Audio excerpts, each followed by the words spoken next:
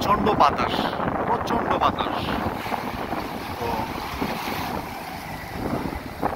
দেখুন আজকে সাগর প্রচন্ড উত্তাল। এটা একটু আগে আপনাদেরকে দেখালাম যে এখানে একটা বিমান ল্যান্ড করতেছে।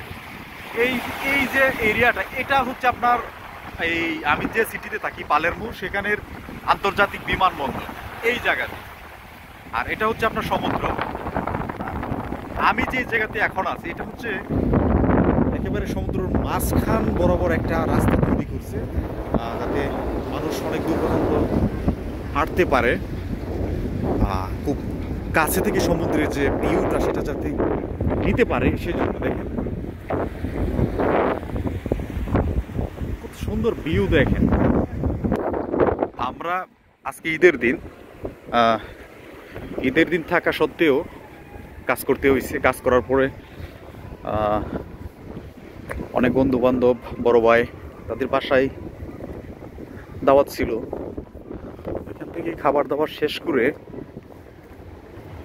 এখন বিকাল বিকাল বলা যায় না, একেবারে প্রায় সন্ধ্যা হয়ে আসছে, একটু বেরোলাম।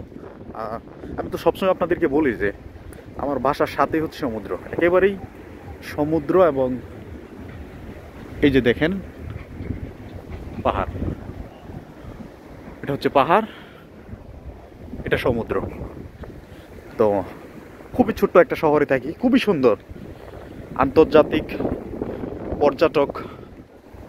পর্যটন স্পট। এটা খুবই জনপ্রিয় এই এরিয়াটা। প্রচণ্ড বাতাস। আমার কথাগুলো আপনারা বুঝতে পারছেন কিনা আমি জানি না।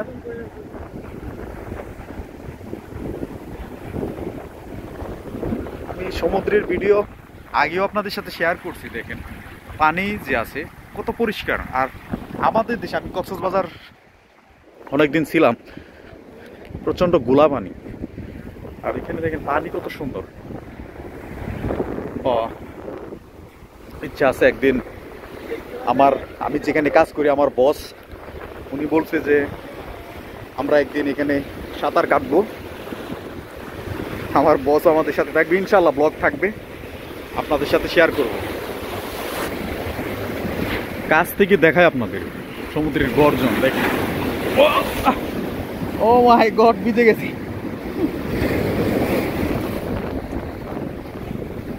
ভিজে গেছি ভাই, আমি অনেক উপরে, পানি থেকে অনেক উপরে, কিন্তু প্যান্ট ভিজে গেছে অলরেডি। এই সমুদ্রের ভাই কোনো শেষ নাই। ওই যে দেখতেছেন ওই দিক দিয়ে আরেকটা সিটি আছে, সেটা হচ্ছে আমি যে এরিয়াতে থাকি সেই এরিয়ার পুলিশ স্টেশন, অর্থাৎ থানা পাত্তিনিকো, ওইটা ওই পাশে। আর এই পাশটা সমুদ্র, পুরোটা সমুদ্র। দেখেন এই ভিউটা দেখেন, অসাধারণ। এটা হচ্ছে আপনার, আমি যতটুকু জানি এটা হচ্ছে সেফ এরিয়া। এটা প্রবেশ পথ, সাগর থেকে এই দিকে আপনার প্রবেশ করতে, এটা হচ্ছে প্রবেশ পথ। এটা হচ্ছে সেফ এরিয়া। এখানে আপনার প্রচুর মাছ ধরার ট্রলার এবং যারা ট্যুরিস্ট বেড়াতে আসে এখানে, তাদেরকে নিয়ে সমুদ্রে, অর্থাৎ যারা সমুদ্র ভিজিট করতে চায় তাদেরকে নিয়ে যায়। তো ওই ছোট ছোট যে বোটগুলো আছে এই সেফ এরিয়াটাতেই কিন্তু রাখা হয়। এটা সেফ এরিয়া। আর এটা হচ্ছে আপনার এই সাইড হচ্ছে মূল সমুদ্র। আমরা অনেকটা দূরে চলে আসছি, যদিও ক্যামেরার মধ্যে খুব বেশি দূরত্ব বোঝা যায়, কিন্তু অনেকটা দূরে। ওইখানে মেবি একটা প্রোগ্রাম হচ্ছে কোনো, অনেক মানুষ। তো এটা এখনো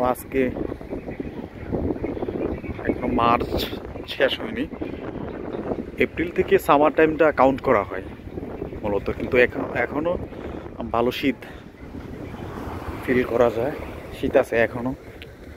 তো এটা এখন এখানে মানুষজন খুবই কম, কিন্তু সামার টাইমে এখানে প্রচুর মানুষ থাকে।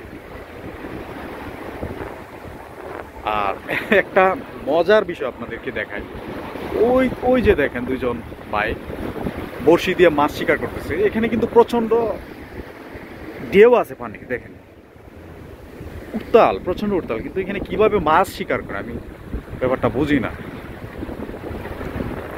আমি যতটুকু জানি এখানে বাঙালিরাও আসে মাছ ধরার জন্য, ইভেন মাছও ধরতে পারে, বাট কিভাবে আমি আমি আসলে এটা বুঝতে পারি না। মেঘলা আকাশ, এতক্ষণ খুবই ভালো রোদ ছিল, এখন মেঘলা আকাশ, আকাশের অবস্থা তেমন ভালো না। কি অসাধারণ ভিউ, কত অসাধারণ পরিবেশ।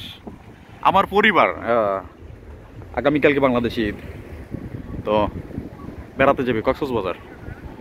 আমি চিন্তা করি কি দেখবে কক্সবাজার গিয়ে, আর দেখেন এখানে কত কিছু, এমনিতে প্রাকৃতিক সৌন্দর্য কাকে বলে দেখেন, মনে হচ্ছে যে পাহাড় আর আকাশ একত্রিত হয়ে আছে। আর ওই দিকটাই দেখেন মেঘ আর পাহাড় একত্রিত হয়ে আছে, আর এই দিকে দেখেন সমুদ্র। এটা একটা আন্তর্জাতিক বিমানবন্দর, এটা সমুদ্র, এটা ছোটখাটো একটা সমুদ্র বন্দর। এই সাইডটা কি নেই এখানে। তারপরও কক্সবাজারে যে একটা জ্যাম তৈরি হয়, যে পরিমাণ আপনার মানুষকে হয়রানি করা হয়, এই হয়রানির 1% আপনি এখানে পাবেন না। এখানে কোনো কিছু যদি আপনি চড়তে চান, আপনি টাকা দিবেন, খুবই সীমিত পরিসরে আপনি সব কিছু করতে পারবেন, কিন্তু বাংলাদেশে সেটা সম্ভব না। একটা ছবি তুলতে গেলেও দেখা গেছে বাংলাদেশে 200 টাকা নিয়ে যায়। যাই হোক, অনেক কিছু আপনাদেরকে শেয়ার করলাম। প্রচণ্ড বাতাস এখানে, তো আমার কথা কি বুঝতে পারছেন কিনা আমি জানি না। ভয়েস ওভার করলে হয়তো বা সব কথাই বুঝতেন, কিন্তু ভয়েস ওভার করা এবং সরাসরি ভিডিওতে কথা বলা যেটা কিন্তু সম্পূর্ণ দুই রকম। তো ভয়েস ওভার করার আমার কাছে তেমন একটা ভালো লাগে না, তাই সরাসরি ভিডিওতে কথা বললাম। দেখেন সমুদ্রের গর্জন দেখেন, আমি কিন্তু অনেক ভিজে গেছি, আমার প্যান্ট, আমার শো সব কিছু ভিজে গেছে। মানে আপনার যদি মন খারাপ থাকে, এখানে আসলে আপনার মন ভালো হয়ে যাবে। তবে একটা জিনিস অবশ্যই খারাপ লাগবে, সেটা হচ্ছে এখানে মহিলাদের পোশাক আশাক খুবই খোলামেলা।